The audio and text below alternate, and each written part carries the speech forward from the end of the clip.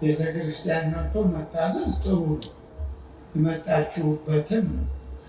ስርዓት አላት ቤተ ክርስቲያኗ፣ ስርዓት አላት። በስርዓቷ ኑሩ። ዛሬ እኮ ልብስ ማንጠፍ አቻላችሁ መቼ ደግ ከሆናችሁ፣ አዎ ዘንባባ ይዞ መዘመር፣ ለምለም የሆነውን ቅጠል ቆርጦ ማንጠፍ። ግን አሁንም ልብስ ስላችሁ በድሆች ጀርባ ላይ ነው ማንጠፍ እንጂ እዚህ አስፋልቱ ላይ እንዳይመስላችሁ። ያው መድኃኔዓለም ሆሳዕና ያው አንድ ማለት ነው።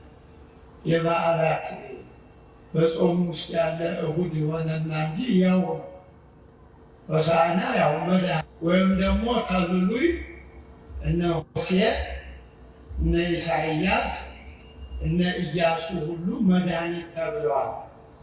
ግን የነሱ ያው በነበሩበት በአገልግሎታቸው በቤተ እስራኤል ጠላት ሲመጣ የጠላትን አመጣጥ እግዚአብሔርን መልእክት ይናገሩ ስለነበረ ወላጆችም መድኃኒት እያሉ ጠርተዋቸዋል። ያለን ወጅዝ ግን በፈጣሪያችን የቀኑ ምቀኞች፣ በሀገር ላይ እርግማን ያወረዱ፣ ጦርነት ያሳወጁ መሪዎች ናቸው። የሚገርማቸው ምን አለ? ብታውቂ ኖሮ አለ፣ ብታውቂ ኖሮ ዛሬ ነበር ሰላም ይሻል። አመለጣት። የመዳኗ ቀን ኤክስፓየር አረገባት። አህዮች ለምንድን ነው የሚባለው? ትንቢቱ ነው። ትንቢቱ በስመ አብ ወወልድ አይዟችሁ ወመንፈስ ቅዱስ አሐዱ አምላክ በቅድስት ሥላሴ እንዘ አአምን ወእትማሐፀን በክህደከ ሰይጣን በቅድመ ዛቲ እምየ ቅድስት ቤተ ክርስቲያን እንተ ይእቲ ስምየ ማርያም ጽዮን ለዓለመ ዓለም ነአኩተከ እግዚኦ ወንሴብሐከ ንባርከከ እግዚኦ ወንተአመነከ ንገኒ ለከ እግዚኦ ወንትቀነይ ለስምከ ቅዱስ ንሰግድ ለከ ኦ ዘለከ ይሰግድ ኩሉ ብርክ ወለከ ይትቀነይ ኩሉ ልሳን አንተ ውእቱ አምላከ አማልክት ወእግዚአ ጋይስ ወንጉሰ ነገሥት አምላክ አንተ ለኩሉ ዘሥጋ ወለኩላ ዘነፍስ ወንፄውዐከ በከመ መሐረነ ቅዱስ ወልድከ እንዘ ይብል አንትሙሰ ሶበ ትጼልዩ ከመዝ በሉ። አባታችን ጮኽ ብላችሁ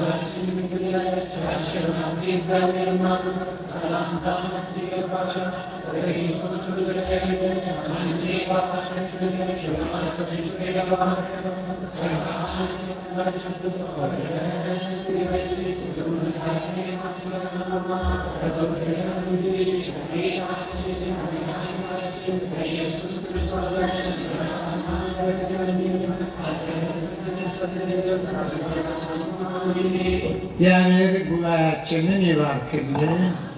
እሺ አረፍ በሉ ሁላችሁ።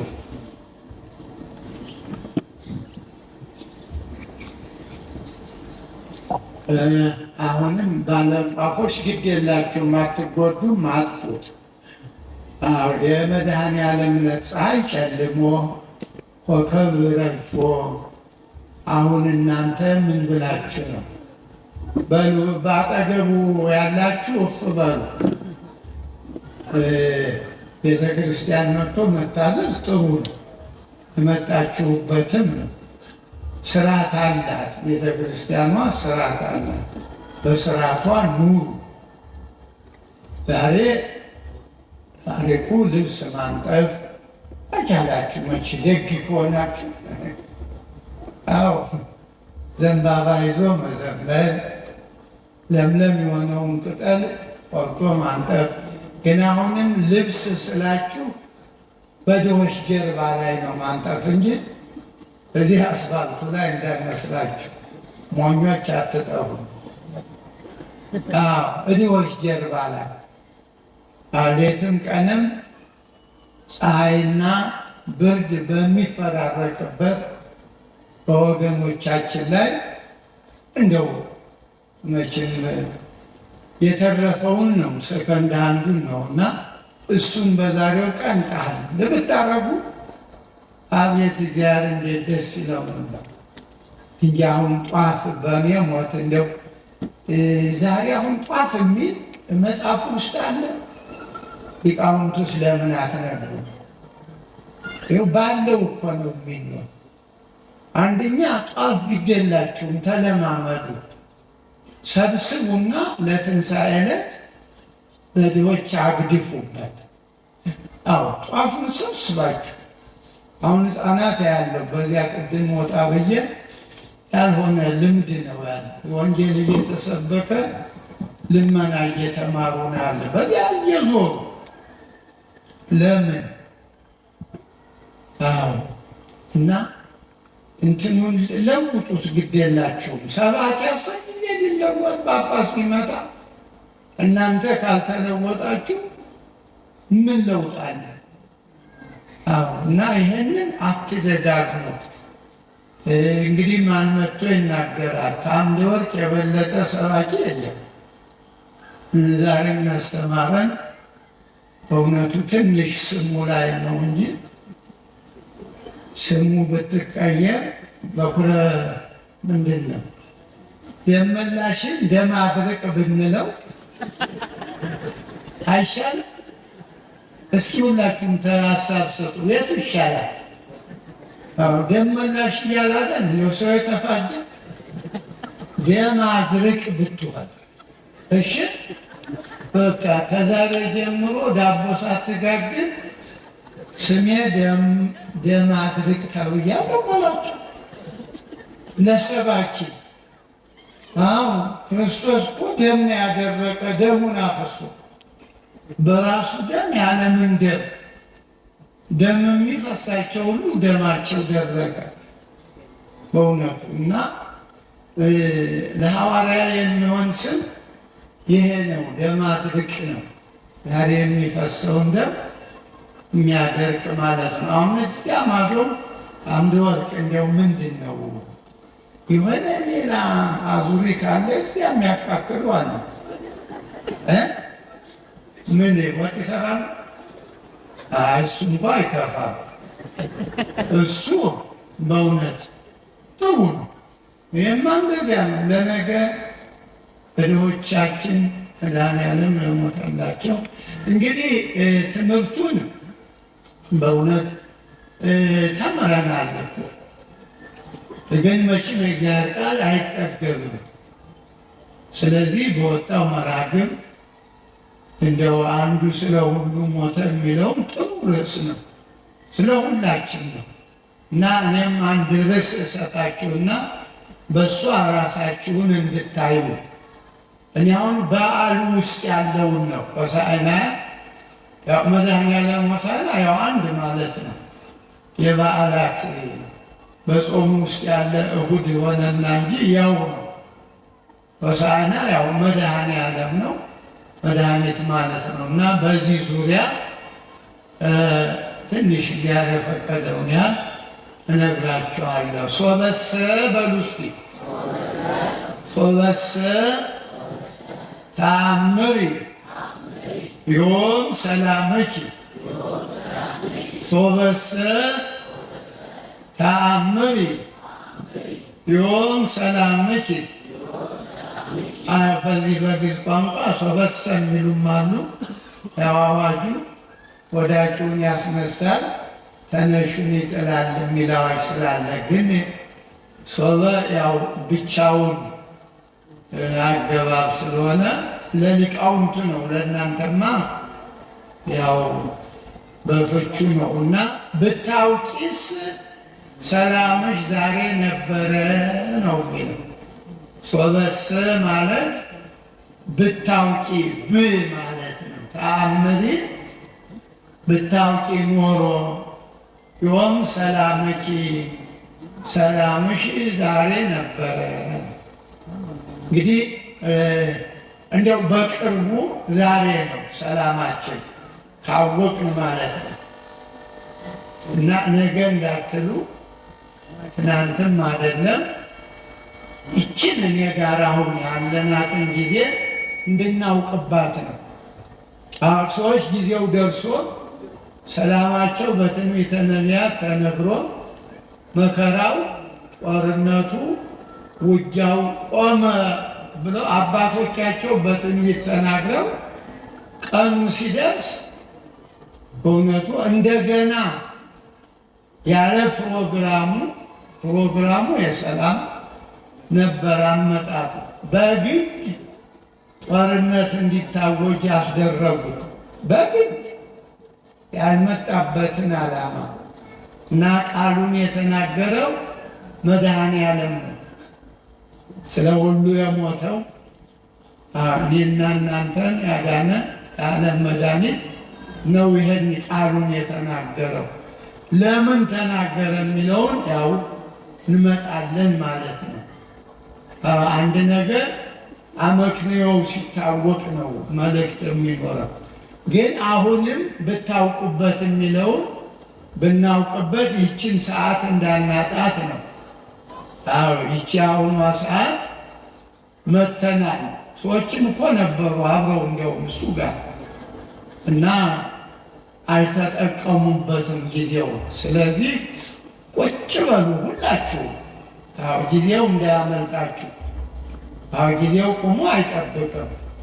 ያውም ሰላምሽ ዛሬ ነው። እና ስለዚህ እንግዲህ ዛሬ ሆሳዕና ነው። ሆሳዕና ማለት ያው የምታውቁት እሁዶች እስካሁን በየተደራቢ ከእሁዱ ጋር ስም እያላቸው ነው የመጣ ነው። ስማቸው እየተጠራ ያለፈው ኒቆዲሞስ ነበር የቅርቡ። የዛሬው ደግሞ ሆሳዕና ይባላል። ሆሳዕና 8ኛ እሁድ ነው። የዛሬ ሳምንት በቃ እንግዲህ የትንሣኤ ዋዜማ ነው። እግዚአብሔር በሰላም እስከዚያ ያድርሰን። ሀገራችንንም እንደው የምናየው የምንሰማው ተወግዶ እሱ ካለ ዛሬ ነውና የሚል በሰዓት ውስጥ በደቂቃ በሰከንድ ውስጥ ሰላም ያውርድልን። እንግዲህ ሆሳዕና ያው መድኃኔ ዓለም ማለት ነው። ዝም ብሎ ሆሳዕና ሲባል ብዙ ፍች አለው። በመዝገበ ቃላት ሊቃውንቱ ብዙ ስም ይሰጡታል። ግን ሆሳዕና ማለት ያው መድኃኒት ነው። ሆሳዕና ለወልደ ዳዊት ሁሉም ሆሳዕናን ጽፈውታል። እና ሆሳዕና ስንል ኢየሱስ ወይም ደግሞ ከብሉይ እነ ሆሴዕ እነ ኢሳይያስ እነ ኢያሱ ሁሉ መድኃኒት ተብለዋል። ግን የነሱ ያው በነበሩበት በአገልግሎታቸው በቤተ እስራኤል ጠላት ሲመጣ የጠላትን አመጣት እግዚአብሔርን መልእክት ይናገሩ ስለነበረ ወላጆችም መድኃኒት እያሉ ጠርተዋቸዋል። እንግዲህ በመዝሙር 117 ቁጥር 5 ላይ ነው ይሄ ቃል ኦ እግዚኦ አድንሶ ኦ እግዚኦ። ሶ ማለት ያው እነዚህ አንዳንድ ፊደሎች በግዕዝ ቋንቋ ትራስ እየሆኑ ነገሩን ያጋንናሉ፣ ያቆላምጣሉ። ኦ እግዚኦ አድን ሶ ሲል አሁን ትራስ ነው፣ ቁልምጫ ነው፣ ጉዳዩን ማጋነን ማጥበቅ። በሌላ ሆሳዕና ሊቃውንቱ አንቀጽም ጥሬም ነው ይላሉ። አንቀጽ ማለት እዚህ ባለሙያውን አንቀጽ ይህን ያህል በሕግም በሌላ የምንለው አይደለም። አንቀጽ ማለት ግስ ማለት ነው፣ ወይም ደግሞ ለወጣቶቹ ቨርብ ማለት ነው። ግሱ የድርጊት መግለጫ ማሰሪያ ማለት ነው እና አድን ሲሉ ትእዛዝ አንቀጽ ነው። እባክህ አድን ማለት አዳነ ያው ኃላፊ ነው። አድን ስንል እባክህ አድን ትእዛዝ ይባላል፣ ወይም ኮማንድ ቨርብ ይባላል እና ሆሳዕና አንቀጽ የምንለው በዚህ ነው። አዳነ ባለሃ የግስ ግሱ ነው። ሌላ ጥሬ ማለት ደግሞ ጥሬው ብዙ ጊዜ የሚባዛ ነው፣ የሚዘራ የሚበቅል ነው። ጥሬ ማለት የተቀቀለ የተቆላው ቢዘሩትም አይበቅልም እና ጥሬ ስንል ደግሞ መድኃኒት ማለት ነው። ይሄ ዘር ነው፣ እንደ ናውን የምንጠቀምበት ዘር ይባላል። መድኃኒት ማለት ባይድ ይባላል። ት ደግሞ ምዕላር ትባላለች በግዕዝ ቋንቋ ፊደሎቹ ማለት ነው። ስንል ስቦ ግሱ አዳነ ነው፣ መድኃኒ ነው። ባይድ ያልነበረ ማለት ነው። ዋናው ስቦ ግሱ የሌለው ኋላ የመጣ ባይድ። ት ደግሞ ምዕላድ የተጨመረች በዚህ ባይድ ነው። በመጨረሻው ደግሞ ት ማለት ባይድ ከምዕላድ ሁለቱንም ማለት ነው። አሁን ይህን የምነግራችሁ እንደው ወጣቶቹ ሞራል እንዲኖረን የሌላውን ቋንቋ ብዙ እናጠናለን፣ ቅጽሉ አጎላማሹ እያለ እኛ ውስጥ አለ። ይህን አጥንቶ ወደ ሌላ ቢከድ ይቀናል። ግዕዝ ደግሞ ርቱ ነው፣ ራሱ ቀና ነው። ግዕዝ ማለት ከሌሎች ሁሉ ቋንቋ የተሻለ ነው። ከሴሜቲኮች ቋንቋ እንደ ዕብራይስጥ፣ እንደ አረበኛ፣ እንደ አረማይክ እንደዚያ ያለ ነው። ግዕዝ ነባር ቋንቋ ነው። አንድ ማለትም ነው። የኢትዮጵያ ሕዝብ አንድ ደግሞ የኖረበት ማለት ነው እና እንግዲህ ይሄ ሆሳዕና ማለት ቅድም እንዳልኳችሁ በነቢያት ሁሉ በስሙ ተጠርተዋል።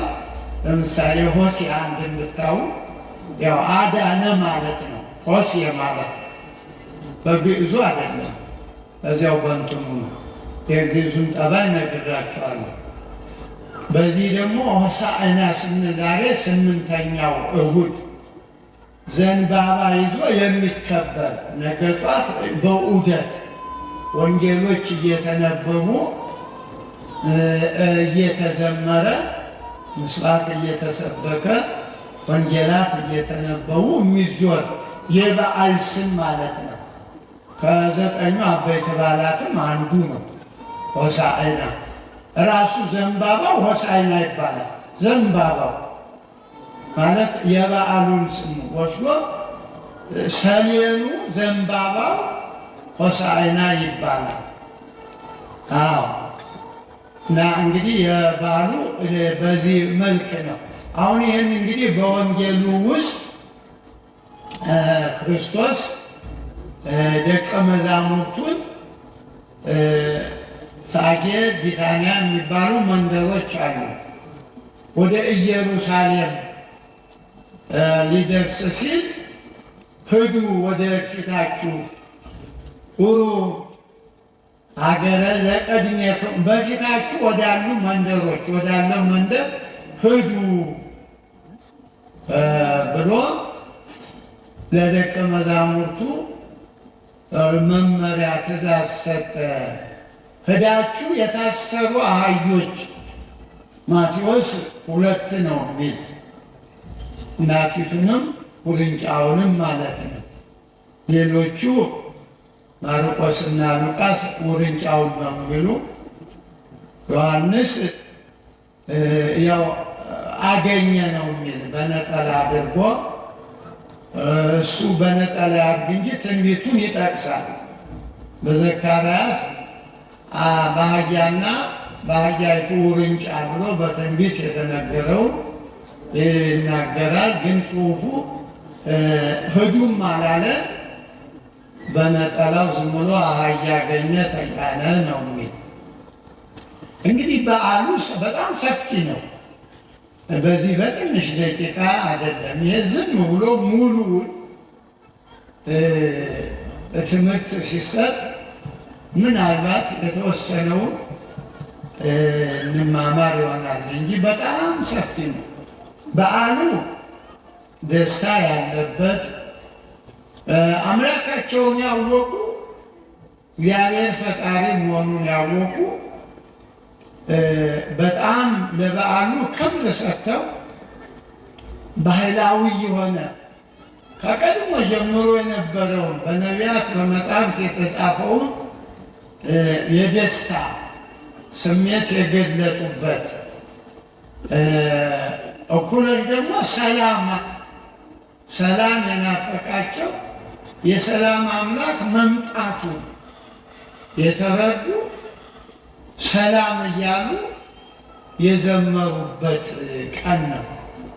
ሌሎቹ ደግሞ ክፉዎች በቅናት የሰከሩት ያሁን ደግሞ ታላላቅ መሪዎች የተባሉት ሕዝቡ ቀድሟቸው ፈጣሪውን ሲያመሰግን እነሱ ደግሞ እንዴት ይመሰገናል ብለው ሰው በሰው ቢቀና ግድ የለም፣ በጓደኛው ቢቀና ተገቢም ባይሆን ያለ ነው። መችስ ግን በፈጣሪያቸው የቀኑ ምቀኞች፣ በሀገር ላይ እርግማን ያወረዱ፣ ጦርነት ያሳወጁ መሪዎቹ ናቸው። የሚገርማቸው ፈሪሳውያን የሚባሉ ህዝቡን እያስተባበሩ ሐዋርያት ደስ ብሏቸው ሲዘምሩ ኧረ መምህር እንዴት ይዘምራሉ አሉ። ደፍረው ኧረ ተቆጣቸው፣ ዝም በሉ በላቸው አሉ። አይ እኒህ እኮ ዝም ቢሉ ድንጋዮች ያመሰግናሉ። ለማርመሙ እሎንቶ አይመር ይቄልሁ እነዚህ ሐዋርያት ዝም በሉ ብላቸው ድንጋዮች ያመሰግናሉ አሉ። እንግዲህ ሰው ድንጋይ የሆነበት ድንጋይ ሰው የሆነበት የተገላቢጦች ማለት ነው። በዓሉ እንግዲህ ስታዩት ውስጡን በጣም የሚገርም በዓል ነው። ለደጎች ያው ጥሩ ነው፣ ለክፎች ደግሞ እንደገና መዓት በነቢዩ በእውነት ሰረገላ አፍራሰ ይሁዳ ነፈሲ ወለተ ጽዮን ወነሐሰይ ኢየሩሳሌም ብሎ ዘካርያስ ተናግሮ ነበር። በዓሉ ቀደም ብሎ በትንቢት የተነገረ አዲስ ነገር የለው።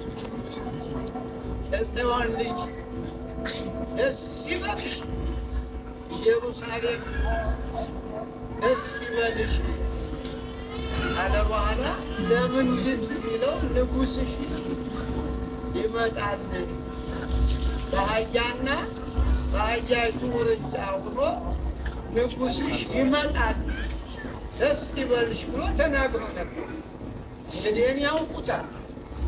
እነዚህ ክፉዎቹ ምቀኞቹ ያው የሚያነቡት ነው በቃላቸው የያዙ ግን ከእግዚአብሔር ክብር የእነሱ ክብር በለጠና እንዴት እግዚአብሔር ይመሰገናል አሉ። ታዲያ ምን አለ? ብታውቂ ኖሮ እኮ አለ ብታውቂ ኖሮ ዛሬ ነበር ሰላምሻል። አመለጣት። የመዳኗ ቀን ኤክስፓየር አረገባት። አንድ ነገር ካለፈ በኋላ መርዝ ነው። አንድ ምግብ እስከዚህ ቀን ነው። አንድ መድኃኒት እስከዚህ ቀን ነው። ከዚያ በኋላ እንኳን ሊያድን መርዝ ነው የሚሆነው። አለፈባት ሰላም መጥቷ በእውነቱ። ታዲያ ሐዋርያት ሂዱ ወደፊታችሁ ወደ ፋጌ ወደ ቢታንያ ሂዱና አህያ ታስሮ ታገኛላችሁ ነው ያለ። እንግዲህ ፋጌ ሆናና ነው የሚል እርግጥ ግዕዝ ነው አንልም። እንግዲህ ያው የተባለውን ነው። ሆናና ማለት የተመሳቀለ ጎዳና ወይም ደግሞ የተዛንቦ ሆናና ይባላል። በገጠር እጥር ብሎ ይሄ ረዝሟል፣ እንደዚህ ጉርድ ሲል ሆናና ነው ይባላል። ሌላው መስቀለኛ መንገድ ነው። አባቶቻችን በዚህ በቅኔው ዓለም ለቶማስ ቶማስ እንበለ መጠን አቅለሉ ይላሉ። ቶማስ ቶማስን ያለ ልክ አቃለለው አለ። እመይቤሎ መስነቅ ታምጣነ ፋጌ ይቤሎ። አየ እንግዲህ ሰዎች እንትን ሲሉ ስድብ መቼም አንዱ ሲሳደብ ሌላው ዝም አይልም። አንተ አቅማዳ ሲለው ሆናና ምናልባት ስድብ ትማሩ ይሆን? አይደለም፣ ትምህርት አይደለም፣ ተገኝቶ ነው ቅኔ። ለቶማስ ቶማስ እንበለ መጠን አቅለሎ። ቶማስ ቶማስን ያለ ልክ አቃለለው። እመይቤሎ መስረቅ አቆማዳ ቢለው አምጣነ ፋጌ ይቤሎ ሆናና አለው ማለት ቶማስ አቅማዳ ወጥቷል። አንዱ እንግባባለን አለ። ዲዲሞስ የሚባለው የህንደቄው አቅማዳ አውጥተው ክፉዎቹ በአቅማዳው አሸዋ ሞልቶ አሸክመውታል። በተገፈፈው ሰውነቱ ጨው ነስንሰው በጎቹ በሉት፣ ጋጡት። አያችሁ፣ ዛሬ እኛ ትንሽ ነገር ኮሽ ሲል በትንሽ ቁስል እየተደናገጥ ክርስትና እንደዚህ ነው የቆየ። አቅማዳ ወጥተው በዚያ ላይ ጨው ነስንሰው እና አቅማዳ ቢለው ሆናና አለው ማለት ያኛው ቶማስ ደግሞ ከንፈሩ ተቆርጧል። ዘመራስ አሁን እንዴት ነው? ኔትወርክ አላችሁ? ከንፈሩ ሲቆረጥ ምን ሆነ? ሆናና ሆነ።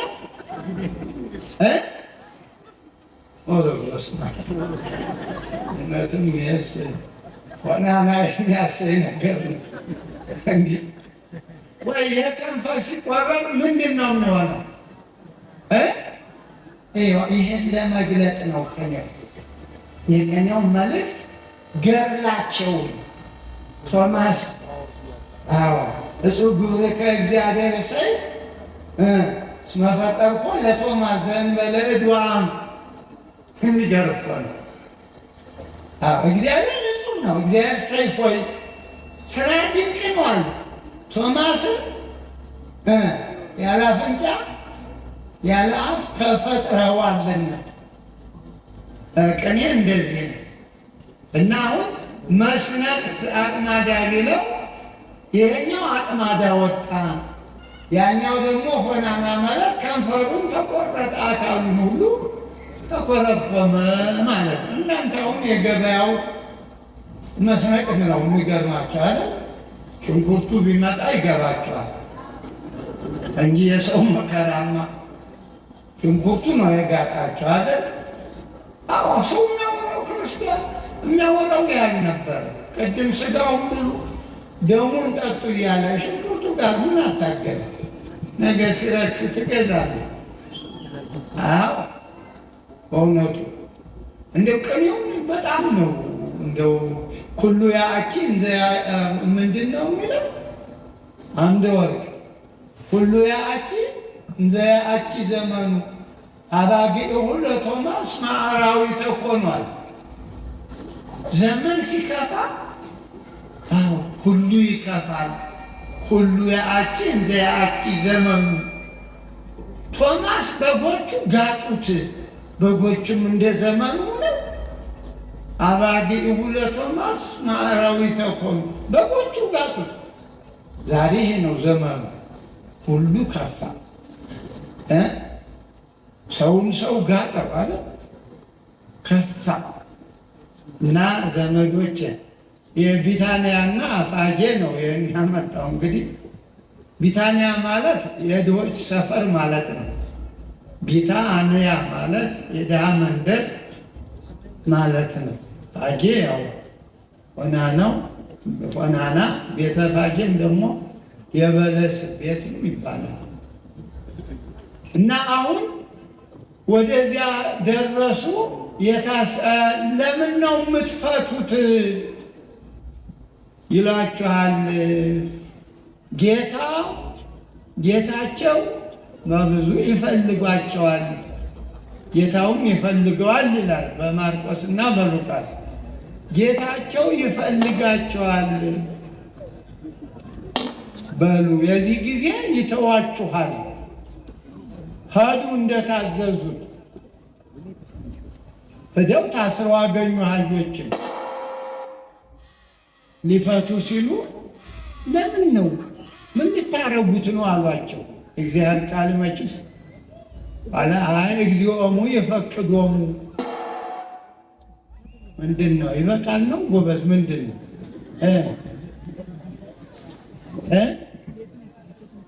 ምናልባት ማህሌቱ የሚቆሙት ተደውሏል። አዎ ነገሩ እንኳ እኛ ነን ያጠፋል። የማህሌቱን ጊዜ መሻማት የለብንም። አዎ ሁሉም ያው በማህሌቱ ማህሌቱን መጠቀም፣ በወንጌሉ ወንጌሉን መጠቀም ሁሉም መልእክት ነው። ቅዳሴው ሁሉ ፍትሐቱ ሁሉ በኢትዮጵያ ቤተክርስቲያን ስብከተ ወንጌል ነው። ግን በይበልጥ ደግሞ ወፈድፋደሰ ወንጌል ነው። ሁሉ ማህሌት ቢባል ወንጌል ነው፣ ፍትሐት ቢባል ወንጌል ነው፣ ክርስትና ቢባል ወንጌል ነው። መቼስ ጉዳዩ ወንጌል ውስጥ ነው። መድኃኔዓለም የሚለው ከዚህ በኋላ ልብሳቸውን አነጠፉ ነው። እንግዲህ ይሄ ነው ትልቁ መልእክት በእውነት እንደ ሀገርም እንደ ግለሰብም እንደ ገበያም እንደ ሱቅም ዛሬ ምን እየተነጠፈ የሚለውን ነው መያዝ ያለባቸው። በኢትዮጵያ ውስጥ ያለው በቤታችሁ ያለው በራሳችሁ ይሄ ነው አመለጠሽ የተባለችው። አባቶች ተናግረው ነቢያት ተናግረው ጮኸው ነበር እና እያወቁ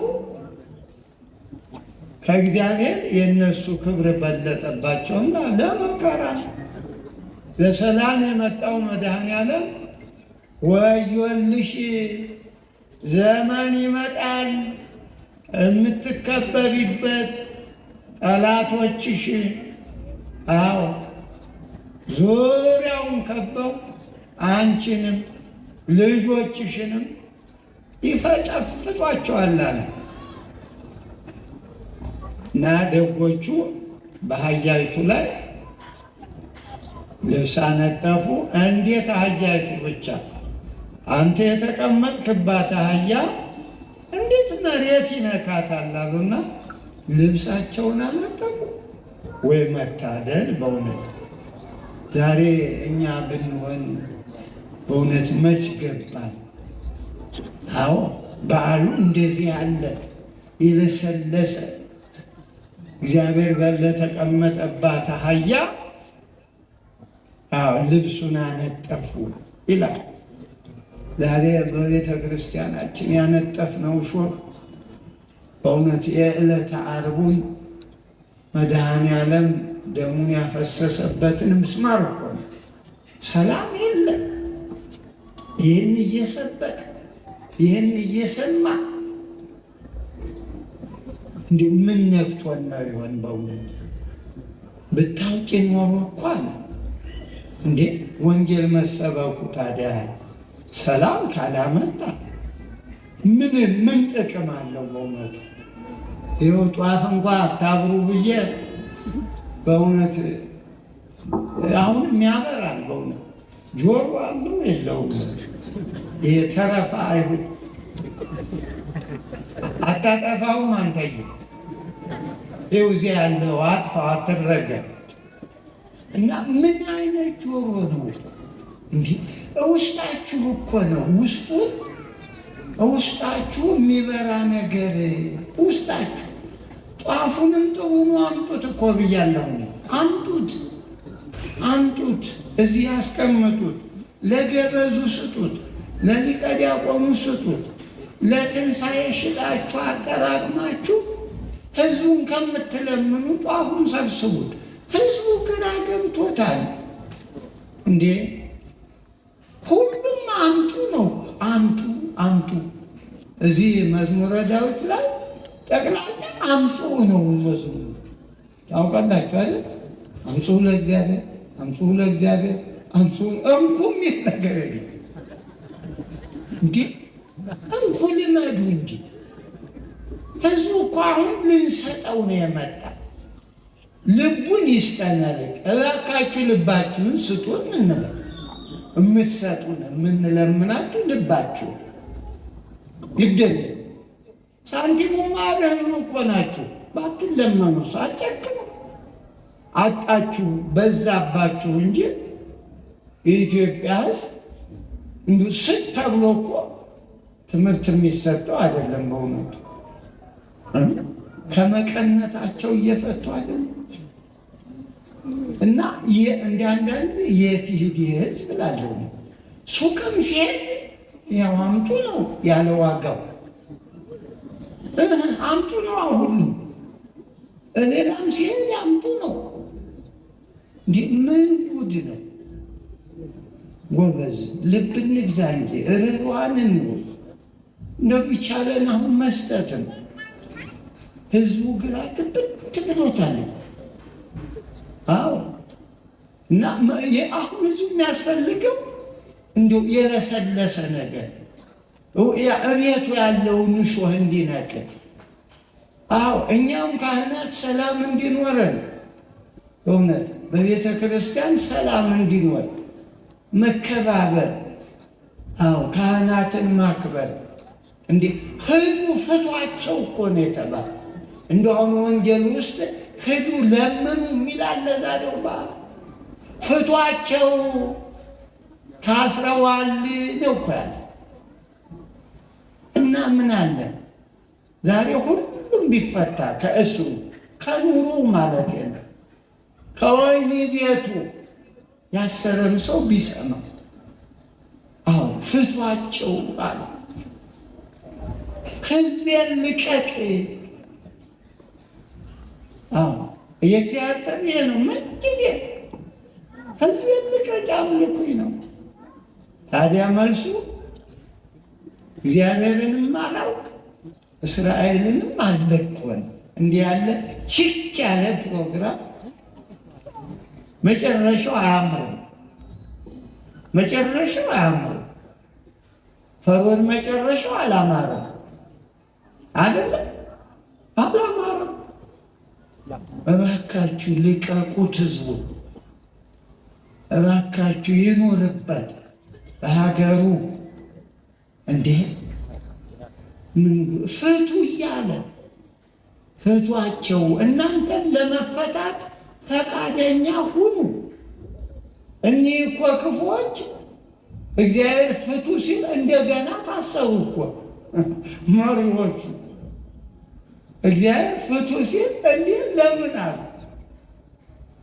እግዚአብሔርን አለመመስገን መታሰር ነው፣ ወህኒ ቤት መውረድ ነው፣ ቅሊንጦ መውረድ ነው።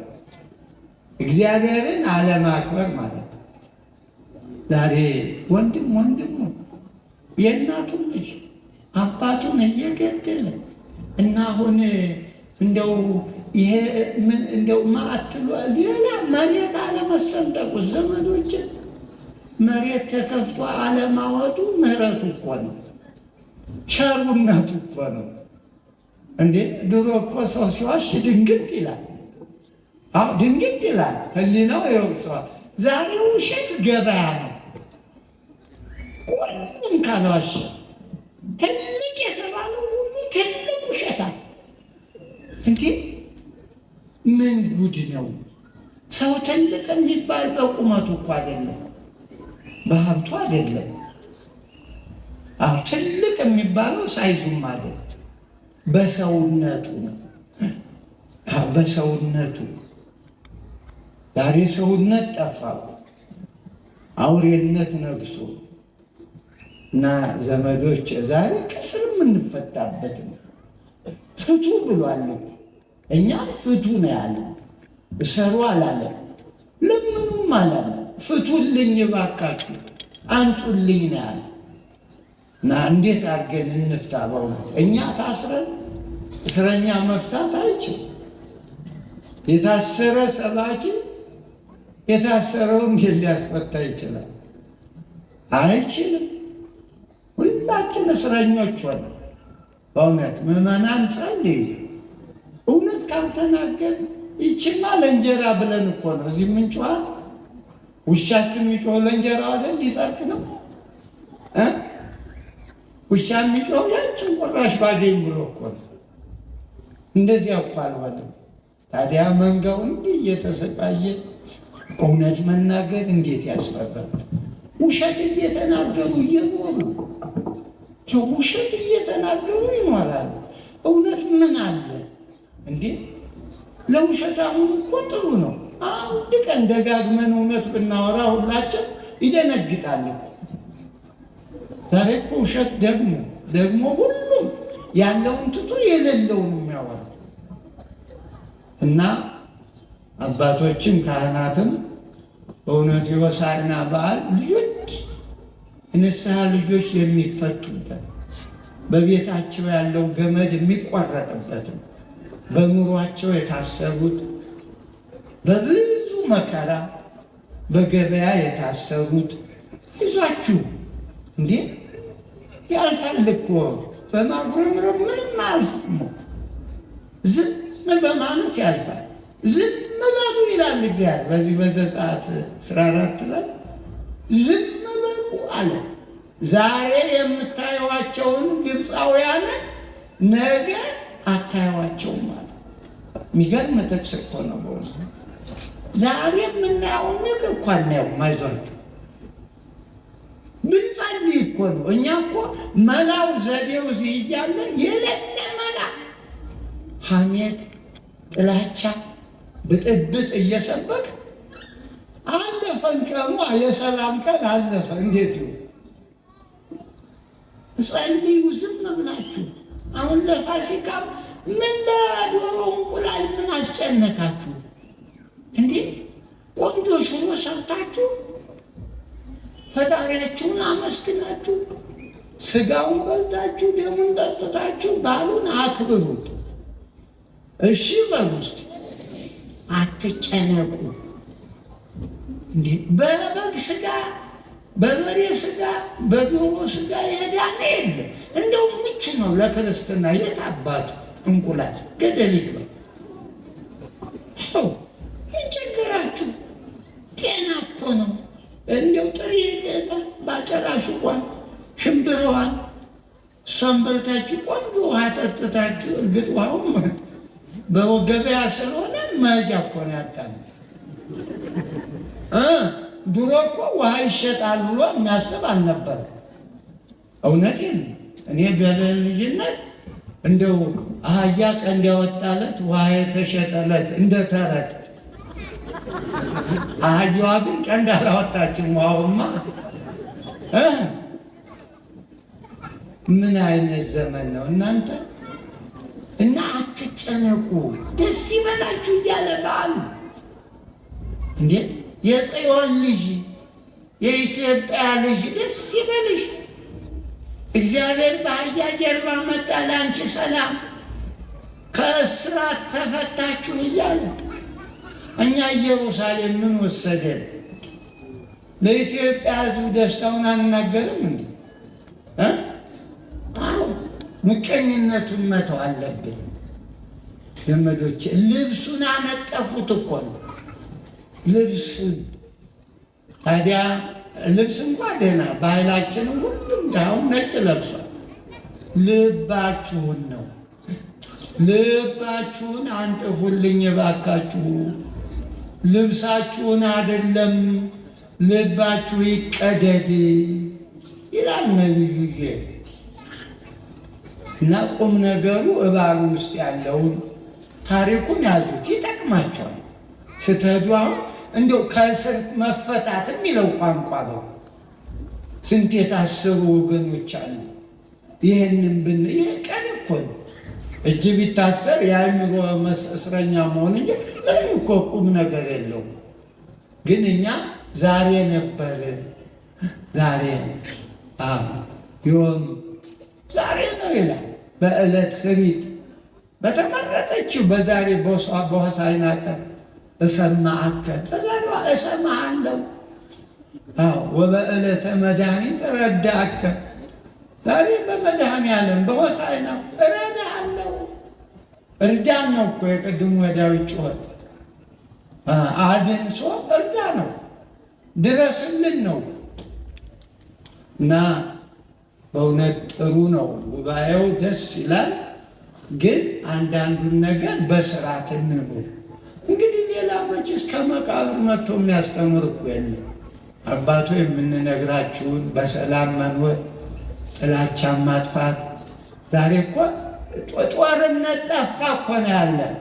አዎ እንደው ጊዜው ደግሞ አረዘምኩት እንጂ እኮ በአህያ ለምን ተቀመጠ? ምንድን ነው አህያ? ሰው ጠፍቶ ነው ወይ? ይሄ በትንቢት ነው። አዎ ወዝንቱ ኩሉ ዘኮነ ከመ ይትፈጸም በነቢይ፣ በነቢይ የተባለው ወዝንቱ ኩሉ ዘኮነ ከመ ይትፈጸም ዘተብህለ ዘተነግረ በነቢይ፣ በነቢዩ ተነግሯል። ይሄ ሁሉ ለደጎች ተፈጸመላቸው፣ በደጎች ደግሞ እንደገና ወደ መከራ ሄዱ። አያችሁ፣ ለደጎች አነጠፉ፣ ተባረኩ፣ የሰላም ንጉሥ መጣላቸው። ሰላማውያኑ ማለት ነው። ለክፎች ደግሞ እንደገና ሌላ ማታወጀ እና ጊዜውን እንጠቀም። አሁን እኮ ይበቃናል። በአሁኗ ሰዓት እንደው ካወቅን በአሁኗ ሰዓት በንስሐ እኮ መለወጥ ይቻላል። በአሁኗ ሰከንድ ማለት ነው። የተጣላችሁት ካለ በቃኝ ብትሉ በቃ ዛሬ ነው ሰላም እሺ እንጂ ዓመት ከዓመት ወንጌል ቢሰማ ዕዳ እኮ ነው፣ ሞርጌጅ ነው ዘመዶች። ይሄ የሰማነው ቃል ፍርድ ይሆናል። ዕዳ አይደለ? ተበድረናል። በሰማነው ልክ ዕዳ ይሆናል እና አንከፍልበት። ይቅር መባባል በእውነቱ አሁን በዓሉን ነገ እንግዲህ ስናከብር ዛሬ አዳሩን ይቅርታ እንዲሰማን የተጣላነውን እሱም ቢቢል ምናል ከእናንተ ይቅር እንዴ? እግዚአብሔርስ ይቅር ብሏቸው እምቢ ያሉ አሉ አለ እንዴ? እንኳን እግዚአብሔር እኮ ይቅር ብሏቸው እምቢ አሉ። ዛሬም እኛ ይቅር ካልን ምን ቸገረን? ከልባችን አወጥተን መጣል። አዎ ያልገባው ያው እንደ ቀደሙ በዓሉ በብዙ መልክ ነው የተከበረ። በሐዘን እንዲያውም አለቀሰ ይል በሉቃስ በሶበሪያ ለሀገር በከ ከተማዋን ባየ ጊዜ አለቀሳል። ከተማዋን ሪያል ሀገር ወበከይ ላይ ከተማዋ ሲባል እንጦጦን አይደለም፣ ሽሮ ሜዳን አይደለም፣ የአይሁድን ሰውነት ማለት ክፉዎች ኗሪዎቹ አዩ አስለቀሱት እግዚአብሔር። አሁን ሰዎቹ እንግዲህ በከተማይቱ ሰው ይጠራል፣ በአዳሪ ማይደር በማይደር አዳሪ ይባላል። እንደ ቅድሙ የጽዮን ልጅ ጽዮን ማለት ኢየሩሳሌም ናት፣ ወለት እስራኤል ናት። የኢየሩሳሌም ቆነጃጅት የኢየሩሳሌም ሰዎች ማለት ነው። እና ስለዚህ በእውነቱ እንዳረዘሙ አውቃለሁ። እና አህዮች ለምንድን ነው የሚባለው? ትንቢቱ ነው። ትንቢቱ በአህያ ጀርባ ይመጣል ተብሎ እግዚአብሔር የተናገረው ቃል አይቀርም እኮ። አሁንም እኮ ይህ ንግርት ነው። ሰው ኃጢአት ከሰራ በኃጢአት መቀጣቱ አይቀርም፣ ደግም ከሰራ ደግነቱ አይቀርለትም። አሁን የኛ ንግር ነው። ክፉ ከሰራ ሰው ክፉ ነገር ይገጥመዋል።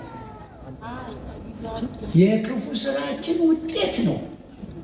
የክፉ ስራችን የትናንቱ እንዴ አሁን እየባሰ የሄደው በቃ እንግዲህ በሽታ ሊገድል ሲል መባሰ እና ንስሐ እንግባ ነው፣ እንመለስ። ዝም ብሎ እንደው ድርቅ አንበል ዘመዶች። ቅድም በኩረ መዘምራን በእውነት ኪነ ጥበብ እኔ እሱ ከልጅነቱ ነው የማውቀው አለ ሄዷል። አሁን እንግዲህ ችግሩ ሁሉም ገበያ እንደ ገበያችን ጣል ጣል አድርጎ ሹልክ ይላል። ምን ጉድ ነው ይሄ ደግሞ! እንደዚህ እኮ ነው። እኔ የሚገርመኝ ይሄ ነው። ዘማሪውም ማለቃቀሰ ሹልክ። እንዴ አያስፈልግህም፣ አያስፈልግሽም። ኧረ አንድ ወቅ ይህን እንዲህ ያለውን ፕሮግራም በእውነቱ እንዴ አብረን ሁላችን ነው እንጂ እኔ እኮ አሁን ቁጭ አልኩ ስለገባኝ ነው። ዛሬ እንድድንባት ብዬ ነው። እኔ ከዳንኩ ትድናላችሁ ብዬ ነው እንጂ በእውነት ኮምፎርተብል አይደለሁም። ትንሽ እንደው ድርቀት የሚባል በሽታ አለ በእውነት። ከኑሮ ጋር ድርቀት ተጨመረ። ራሱ ኑሮው ድርቀት ነው፣ ገበያው ድርቀት ነው እና ድርቅ እየበሉ እየጠጡ ድርቀት እንዴ ናቲያት ነው ወጣች። እና ድርቀት መድኃኒት ካላችሁ የክርስቲያን እውነቴን እኮ ነው። ምን ይባላል ግን እናንተም ደርቃችኋል። እኔ አልሻል አባይ ማደሪያ ያለው ብንድዞ ይዞራል። እናንተም ደርቃችኋል። እግዚአብሔር እርጥቡን ነገር ያውርድልን። ሁሉ ደረቅ፣ ፍቅሩ ደረቅ። ወንድም እንዴት ደረቅ! ምን ድርቅ ቢመታው ነው እንዲህ የጨከነ? በአባቱ ላይ ምላጭ የሚስብ ወይ ክፉ ቀን በአባቱ ላይ በአባዬ ላይ በማዬ ላይ ከዚህ የበለጠ ድርቀት አለ? ከዚህ የበለጠ ክፉ ቀን አለ? ዘመዶች ንስሐ እንግባ፣ ግድ የላችሁ። ሰው ወዶ እኮ አይደለም፣ ወዶ አይደለም እንዴ አባቱ በእውነቱ መንግስተ ሰማይ ሊወርስ ነው። መንደር የተወለደበትን ያደገበትን እረው በጣም ያሳዝናል በእውነት። እና መድኃኒቱ መጸለይ ነው፣ ማልቀስ ነው፣ ጊዜውን መጠቀም ነው። ብታውቂበትስ ነው፣ ብናውቅበት እሱ ነው። አለበለዚያ እግዚአብሔርን ካላመሰገን፣ እግዚአብሔር ሲመሰገን ዝም ለምንቀልድ ካለን ይኸው ውጤቱ አንቺም ልጆችሽም ያለ እና የሰላም አምላክ ሰላሙን ያምጣልን፣ ሀገራችንን ሰላም ያርግልን። እንዲሁ ክፉ የሚያስቡትንም ኧረ ይበቃችኋል ይበላቸው፣ ይበቃችኋል በጆሯቸው ሹክ ይበላቸው። ሁሉ ቀሪ አይደል እንዴ እያወቁ እንጂ ምን ጉድ ነው! ሁሉ ቀሪ መሆኑ እንዲያው በዘመናችን አላየንም? ስልጣን ቀሪ ነው፣ ሀብት ቀሪ ነው። እንዲህ ምን ያላየነው አለ ጎበዝ? እና ልብ እንግዛ። እንግዲህ አህዮቹ የኔና የእናንተ ምሳሌ ናቸው የሚባል አህያ እንደ እኛ በእኛ ምትክ ነው። ልክ እንደ አህዮቹ እግዚአብሔር በሰው ቢያድር በአህያ ተቀመጠ እንጂ አደረ አይባልም።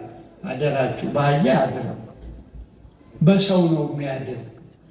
አደረ የሚባል ቋንቋ በሰው እንጂ በእንስሳት ታምር መስራት የማትናገረውን አህያ አፍ አውጥታ እንድትናገር አድሮባት አይባልም። ለተአምር እግዚአብሔር ድንጋዩ ሲው ተናገሩ አይደለም። ዝም ብትሉ ድንጋዩ ይናገር። ጣዖት ያመልክ የነበረው ድንጋይ ጋር ሙጥኝ ብሎ ያለው አረመኔው ሁሉ ወደ እግዚአብሔር ይመለሳል። አዎ እንደ ድንጋይ የደነደነው ልብ ቋጠኙም አመስግኗል። ጥሬ ቃሉ ዝም ብሎ እንዳለ ቋጠኙ መጣ ይላል ከላይ። እነዚህ ክፎች ዝም ሲሉ እንዴ ዳዊት እኮ አለ በመዝሙር 8 ላይ አባታቸው ዳዊት ትንቢት ተናግሯል። ማፈደቂ ወሕፃናት አስተዳሎከ ስብሐት አለ። የ40 የ80 ቀን ሕፃናት አያችሁ በእናታቸው ጀርባው ነው ሆሳዕና በአርያም አሉ። አይገርምም? ወላጆች ግን ድንጋይ ሆኑ። እና እግዚአብሔር ድንጋይ ከመሆን ያድነን። አዎ ድንጋይ ከመሆን ያድነን። እና በእኛ ላይ እንዲያድር ነው ቅዱሳንን ማክበር።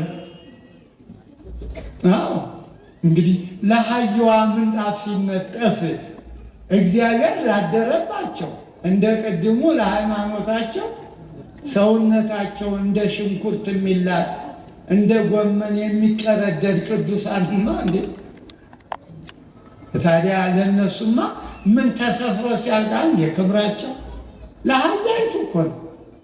እና ለቅዱሳኑ ለእኔና ለእናንተ ለአማኞች ጨርቅ ቢነጠፍ ምን ችግር አለ? ምንም እኮ ችግር አይደለም።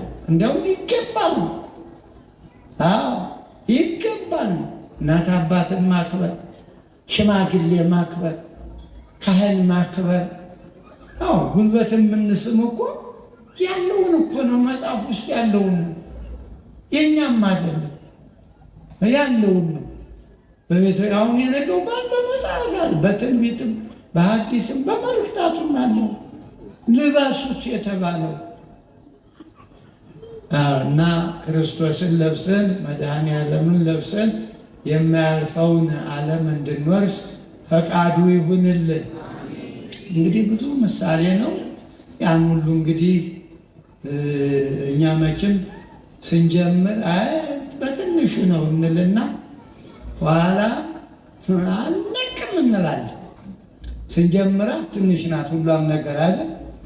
ኋላ ጨው ትላለህ። ውረድ አልወርድም እና የለም በመጠኑ ከሰማን በቂ እኮ ነው፣ ይበቃል።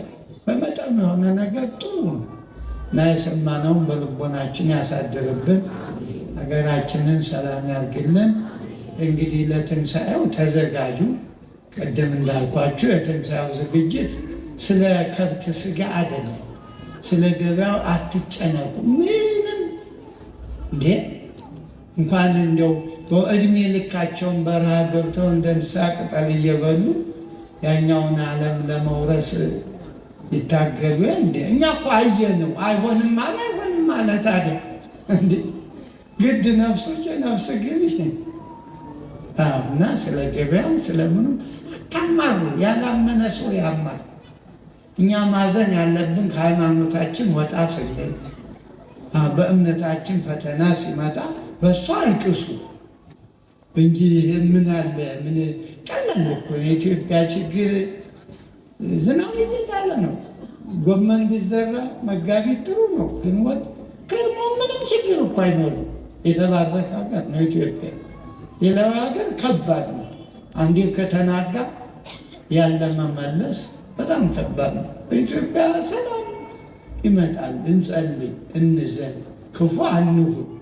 ትንሣኤን አብራችሁ ያላችሁ ካገኛችኋል፣ ለሌላቸው ይሄ ጧፍ የምትሉትን ነገር ለትንሣኤ ለእንቁላል መግዣ ለድሆች አውሉት ነው። ከዚህ በተረፈ እንግዲህ የሰላም አምላክ ለሁላችን ሰላሙን ያድለን፣ ሀገራችንን ሰላም ያድርግልን። ባሳረግ እንዴት ነው? በቃ ተነሱ የምስራች። ምክንያቱም ዘማሪውም ሰባኪውም ሄዷል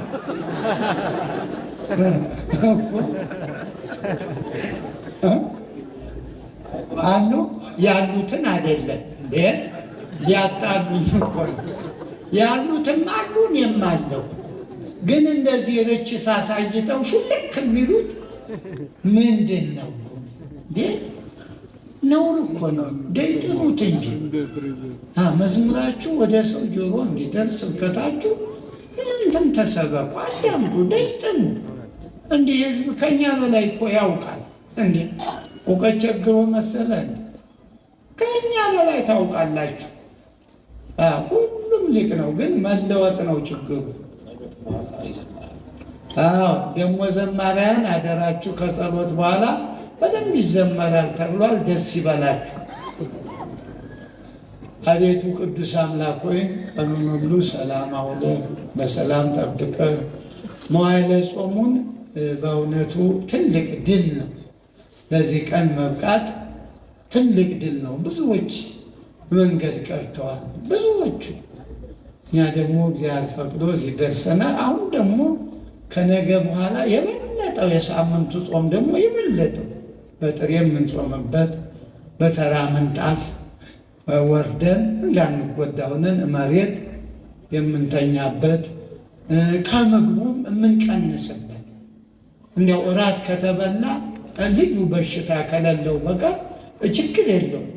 እራት እየበሉ ይችን 5ቷን ቀን 6ቷን ቀን ማክፈል መጾም ለውጥ ይመጣል።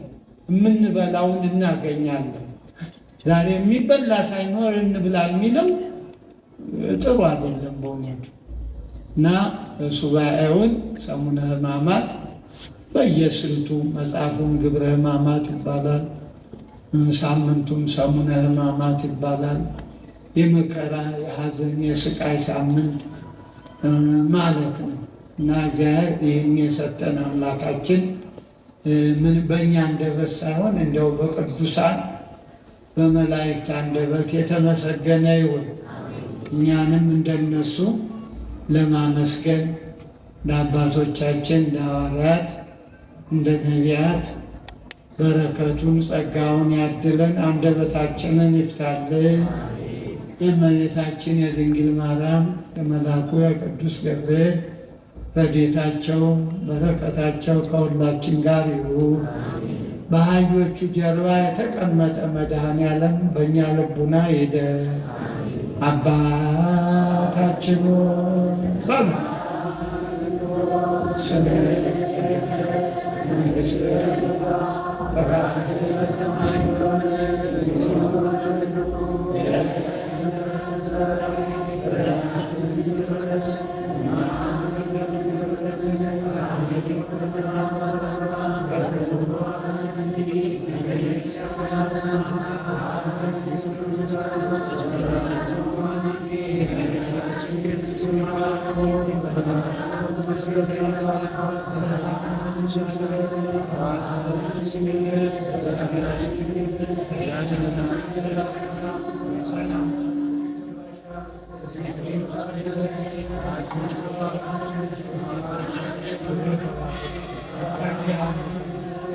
ደስ ይበልሽ እግዚአብሔር ካንቺ ጋር በተወለደው ልጅሽ በጌታችን በመድኃኒታችን በኢየሱስ ይቅርታና ምሕረትን ኃጢአታችንን ያስተሰርይልን ለዘላለሙ አሜን። 3 ጊዜ ነው አሰልቱ አባታችን የጮፍ ብላችሁ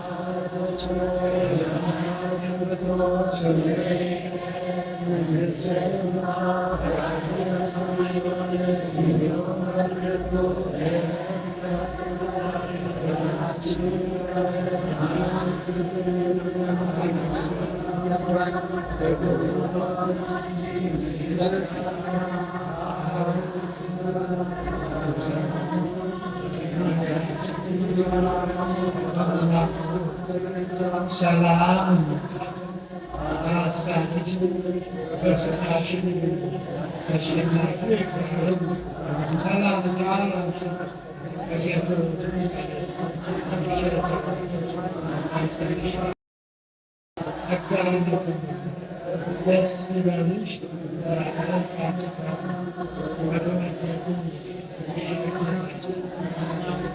በኢየሱስ ይቅርታና ምሕረትን ለምን ኃጢአታችን ለዘላለም አትቸኩሉ አትቸኩሉ አትቸኩሉ እንዴ አትቸኩሉ አትሳሱ ቀስ ብላችሁ አባታችን አንድ በሰማያት የምትኖር ስምህ ይቀደስ መንግሥትህ ትምጣ ፈቃድህ በሰማይ እንደሆነች እንዲሁ በምድር ትሁን የዕለት እንጀራችንን ስጠን ዛሬ በደላችንን ይቅር በለን እኛም የበደሉንን ይቅር እንደምንል አቤቱ ወደ ፈተና አታግባን ከክፉ ሁሉ አድነን እንጂ መንግሥት ያንተ ናትና ኃይል ክብር ምስጋና ለዘላለሙ አሜን። እመቤታችን ቅድስት ድንግል ማርያም ሆይ በመልአኩ በቅዱስ ገብርኤል ሰላምታ ሰላም እንልሻለን። በሐሳብሽ ድንግል ነሽ፣ በሥጋሽም ድንግል ነሽ። የአሸናፊ እግዚአብሔር እናት ሆይ ሰላምታ አንቺ ይገባሻል። ከሴቶች ሁሉ ተለይተሽ አንቺ የተባረክሽ ነሽ። የማኅፀንሽም ፍሬ የተባረከ ነው። ጸጋን የተመላሽ ደስ ይበልሽ እግዚአብሔር ከአንቺ ጋር ነውና ከተወደደው ልጅሽ ከጌታችን ከመድኃኒታችን በኢየሱስ ክርስቶስ ዘንድ ይቅርታና ምሕረትን ለምኝልን ኃጢአታችንን ያስተሰርይልን ለዘላለሙ አሜን። ኢየሱስ ክርስቶስ የካህናት አለቃ ኃጢአትን የሚያስተሰርይ በደልን የሚደመስስ ለአባቶቻችን ለሐዋርያት ሥልጣንን የሰጣቸው በንጹሕ ደሙ የዓለምን ኃጢአት ያስተሰረየ ወንድሞች ዲያቆናት፣ አባቶች ካህናት ከዚህ ከእኛ ጋር በአካል በመንፈስ ያላችሁ ሴቶችም ወንዶችም የክርስቲያን ወገኖች ሁሉ ከልጅነት እስከ እውቀት የሠራችሁትን ኃጢአት እግዚአብሔር አምላክ ይቅር ይበላችሁ። እኔንም እናንተንም ለመንግሥተ ሰማያት የበቃንና የተዘጋጀን ያደርገን ዘንድ 12 ጊዜ እግዚኦ መሐረነ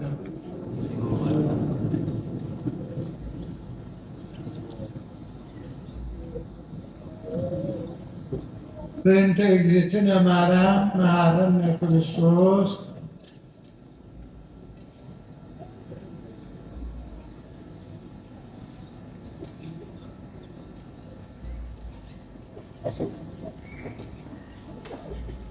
እናውቅ በድፍረት ሳናውቅ በስህተት በማሰብ በመናገር በስውር በግል ከሠራነው ኃጢአት እኔንም እናንተንም ማይሰራ ኃጢአት እግዚአብሔር ይፍታ። አሁን እንግዲህ አንድ ነገር እኔ ወደ እሱ ሰር ተባርከናል። ሁላችን ሀሳቡን ምናምን